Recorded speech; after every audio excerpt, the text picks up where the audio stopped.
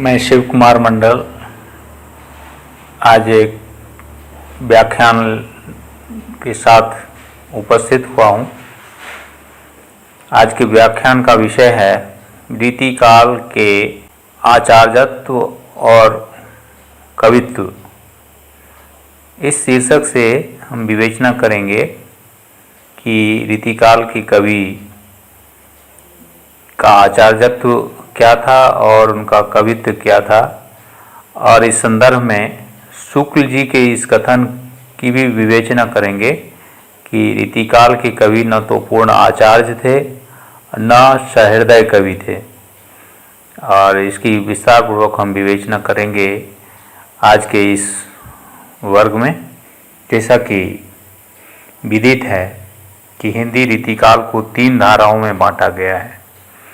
एक रीतिबद्ध काव्यधारा, दूसरी रीतिमुक्त काव्यधारा और तीसरी रीतिसिद्ध काव्यधारा। रीतिमुक्त काव्यधारा को पंडित शुक्ल ने इस काल की मुख्य धारा से अलग करके इसे रीतिकाल के कुछ अन्य कवि के खाते में डाल दिया है। यद्यपि इन कवियों की कलात्मक उपलब्धि की शुक्ल जी ने भूरी भूरी प्रशंसा की है। इस तरह शुक्ल जी के अनुसार रीतिकाल की मुख्य काव्यधारा रीतिबद्ध और रीतिसिद्ध काव्यधारा ही है, और ये सभी कवि कर्म और आचार्य कर्म दोनों ओर ध्यान देते थे। आचार्य मस्तिष्क का धनी होता है और कवि हृदय का। इस युग में हृदय और मस्तिष्क दोनों को समान अधिकार से साधने का प्रयास किया गया। फलस्वरूप वे न तो आचार्य पद के शिखर पर पहुंच सके और न कवित्व के क्षेत्र में ही रीतिकालीन कवियों ने महारत हासिल किया। इनके इसी अभाव को ध्यान में रखकर आचार्य रामचंद्र शुक्ल ने लिखा कि इस युग के कवि न तो सिद्ध आचार्य थे और न सहृदय कवि। शुक्ल जी के मत से वे आचार्यत्व की कसौटी पर भी असफल रहे और कवित्व के क्षेत्र में भी इनका योगदान बहुत महत्वपूर्ण नहीं हो सका। सर्वप्रथम इन कवियों के आचार्यत्व निरूपण पर विचार करने पर हम पाते हैं कि इनके द्वारा आचार्यत्व निरूपण का कार्य 2 रूपों में हो रहा था। कुछ कवि तो काव्यशास्त्र के सर्वांग विवेचन में प्रवृत्त हो रहे थे और कुछ काव्य के 2-1 अंगों को ही लेकर अपने विचार प्रस्तुत करने में लगे थे। जो लोग अपने आचार्यत्व निरूपण प्रतिभा का विशेष प्रयोग कर रहे थे वे रीति कर्म को ही प्रधान मानते थे। कविता करना उनका मूल लक्ष्य नहीं रह गया था।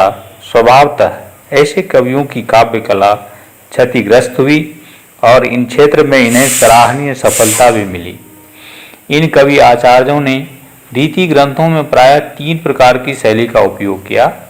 पहला, काव्य प्रकाश की आचार्यत्व निरूपण, जिसमें काव्य के सभी उपांगों का विवेचन हुआ है, जैसे श्रृंगार तिलक, रस मंजरी आदि की श्रृंगार पूर्ण नायिका भेद वाली रसमयी शैली, जिसमें केवल श्रृंगार की विभिन्न अंगों में विशेषकर नायिका भेद का ही निरूपण हुआ है, और चंद्रालोक की संक्षिप्त अलंकार निरूपण वाली शैली, जिसमें अलंकारों के ही लक्षण और उदाहरण संक्षेप में प्रस्तुत किए गए हैं।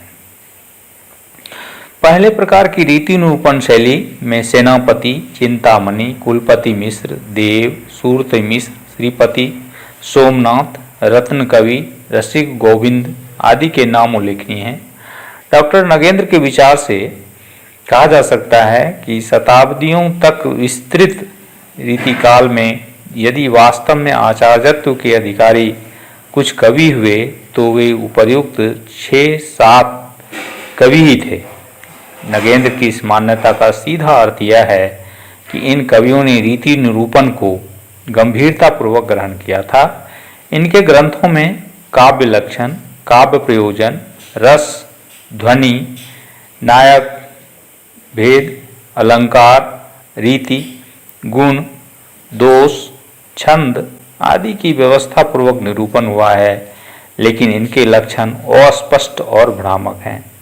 शुक्ल जी ने इस संबंध में ठीक ही कहा है कि इस पर निर्भर रहने वाले जिज्ञासु का रीति ज्ञान अधूरा और कच्चा ही रहेगा।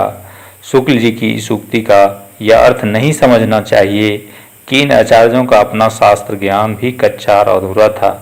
इस संबंध में डॉक्टर नगेंद्र कहते हैं, प्रायः वे सभी कवि रीति शास्त्र के गंभीर पंडित थे, उनका अध्ययन व्यापक था। दूसरी श्रेणी के अंतर्गत उन ग्रंथों की गणना होती है जिनका प्रतिपाद्य विषय मुख्य रूप से श्रृंगार है। इस श्रेणी के ग्रंथों में केशव दास की रसिक प्रिया, मतीराम का रसराज, सुखदेव मिश्र के रस रत्नाकर और रसार्णव, देव कवि का भाव विलास, रस विलास, भवानी विलास और सुजान विनोद, दास का रस निर्णय, तोष कवि का सुधा निधि, बेनी प्रवीण का नवरस तरंग और पद्माकर का जगत विनोद मुख्य है।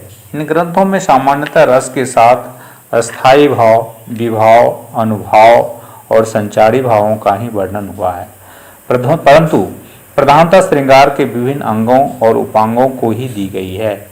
इसमें श्रृंगार के संयोग और वियोग दोनों पक्षों का सम्यक निरूपण ही मिलता है। इन कवियों को ही डॉक्टर नगेंद्र ने रीतिकाल का सच्चा प्रतिनिधि कवि कहा है, क्योंकि इनकी निरूपण शैली तर्क सिद्ध न होकर पूर्णतः रस सिद्ध है। रीतिकाल की रीति और श्रृंगारिकता, इन दोनों के मूल प्रवृत्तियों का जितना सुंदर समन्वय इनकी रचनाओं में मिलता है उतना अन्यत्र दुर्लभ है। रीति निरूपण की तीसरी शैली चंद्रालोक और कुबेरानंद का अनुसरण कर अलंकार निरूपण की संक्षिप्त शैली है।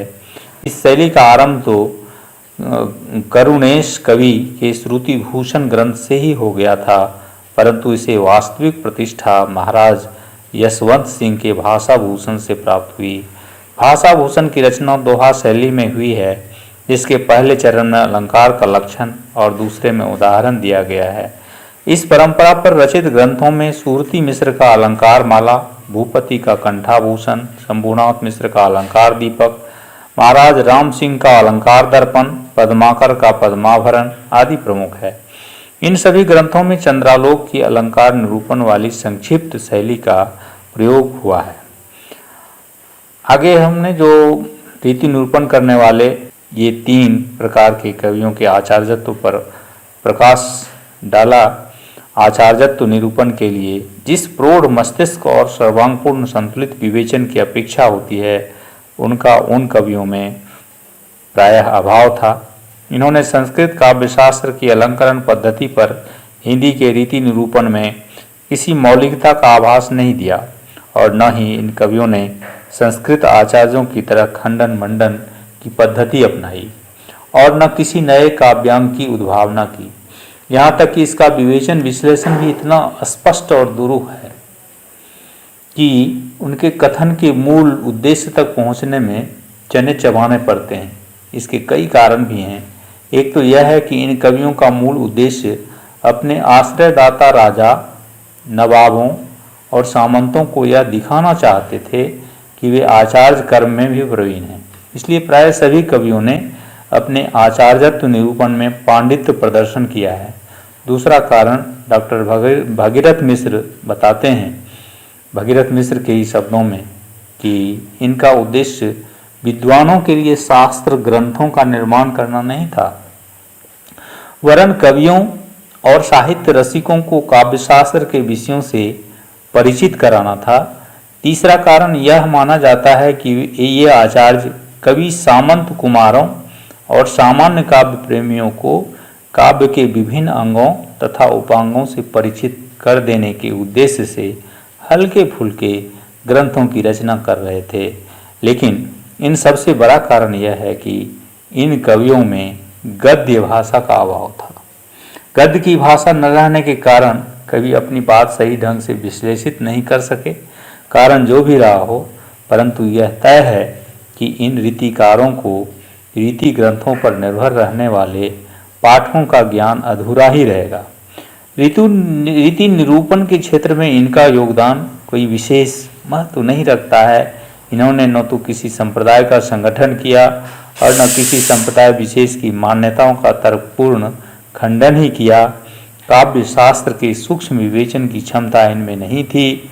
इनके शब्दों में वे शास्त्रकार नहीं रीतिकार थे, इसलिए डॉक्टर भगीरथ मिश्र का कहना ठीक ही जान पड़ता है कि यह तथ्य है कि हिंदी काव्य शास्त्र या रीति ग्रंथों के द्वारा भारतीय काव्य शास्त्र का कोई महत्वपूर्ण विकास नहीं हो पाया। फिर भी काव्य शास्त्र में हिंदी साहित्य की प्रवृत्तियों के अध्ययन में इस प्रकार के काव्य का महत्वपूर्ण स्थान है। इन रीतिकारों के योगदान पर विचार करते हुए डॉक्टर नगेंद्र कहते हैं कि उनका सबसे बड़ा योगदान यही है कि उन्होंने भारतीय काव्य शास्त्र को हिंदी में प्रस्तुत किया। इस प्रकार एक महत्वपूर्ण प्राचीन परंपरा से हिंदी को जोड़ दिया। इन आचार्यों की एक महत्वपूर्ण देन यह भी है कि उन्होंने हिंदी रसवाद को प्रतिष्ठा दी। जहाँ तक काव्य शास्त्र का प्रश्न है तो इस युग के कवि ने श्रृंगारिकता को प्रमुखता दी है। रीतिबद्ध, रीति सिद्ध और रीति मुक्त तीनों वर्गों के कवि श्रृंगार की अनुराग रंजित धारा प्रवाहित करने में ही निमग्न रहे। प्रेम, सौंदर्य और श्रृंगार इस युग के जीवन और काव्य का अनिवार्य अंग बन गए थे। रीतिबद्ध कवियों ने आचार्यों द्वारा वर्णित रस के अंग उपांगों की श्रृंगार सिक्त व्याख्या करने में अपनी पूरी शक्ति और प्रतिभा लगा दी थी। इन्होंने नारी के कामनी रूप को अपने प्रतिपाद्य का मूल आधार बनाया। फलस्वरूप नारी अधिकाधिक आकर्षक बनकर पुरुषों के लिए एक उपयोग की वस्तु मात्र रह गई।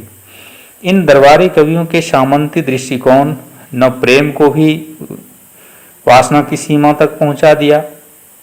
रीति सिद्ध कवियों ने तो रीति कवियों से भी आगे बढ़कर प्रेम और वासना का जो नग्न चित्र खींचा वह तो भूतो न भविष्यति का उदाहरण है। इन कवियों ने अपने श्रृंगार पर आध्यात्मिकता का चादर डालने की भी जरूरत नहीं समझी और न इन्होंने लौकिक प्रेम वासना का उदात्तीकरण ही किया। इनकी दृष्टि कभी भी नारी के आंतरिक गुणों पर नहीं गई। रीति मुक्त कवि रीतिबद्ध और रीति सिद्ध कवियों से भिन्न जरूर थे, परंतु वे भी नारी के कामिनी रूप को छोड़कर अन्य रूपों तक नहीं पहुंच पाए। यह ठीक है कि इन्होंने अपने प्रेम वर्णन में व्यक्तिकता को प्रधानता दी है और अपनी अंतर्मुखी प्रवृत्ति के कारण वे प्रेम की सूक्ष्मता तक पहुंच सके हैं, लेकिन इनकी कविता भी युवती नारी को ही केंद्र बनाकर चौकड़ी भरती रही। निष्कर्ष यह रीतिकाल के शुद्ध कवि भी कविता की आभा तक नहीं पहुंच सके, इसलिए इन्हें 100% सफल कवि नहीं माना जा सकता। यह ठीक है कि रीतिकाल के कवि और आचार्य अपने दोहरे व्यक्तित्व के कारण दो में से किसी भी क्षेत्र में सिद्ध नहीं हो सके। उनका आचार्यत्व निरूपण मौलिक निरूपण नहीं हो सका और कविता के क्षेत्र में भी वे उस ऊंचाई तक नहीं जा पाए जहाँ तक जाने की अपेक्षा करते थे। परंतु इसका यह अर्थ नहीं है कि रीतिकालीन आचार्यों और कवियों का हमारे शास्त्र और साहित्य में कोई विशेष योगदान है ही नहीं। यदि रीतिकाल के आचार्य रीति निरूपण द्वारा वह नहीं करते जो उन्होंने किया, तो हम अपनी काव्य शास्त्रीय परंपरा को अब तक भूल गए होते। उन्होंने उत्तर मध्यकालीन साहित्य को भारत की प्राचीन परंपरा से जोड़ा और इस प्रकार समकालीन काव्य रसिकों को विभिन्न काव्यांगों से परिचित कराया। भले ही उनकी निरूपण शैली अस्पष्ट और अनुकरण पर आधारित है, परंतु उन्होंने हमारी प्राचीन संपदा को सुरक्षित रखा। यही क्या कम महत्वपूर्ण है।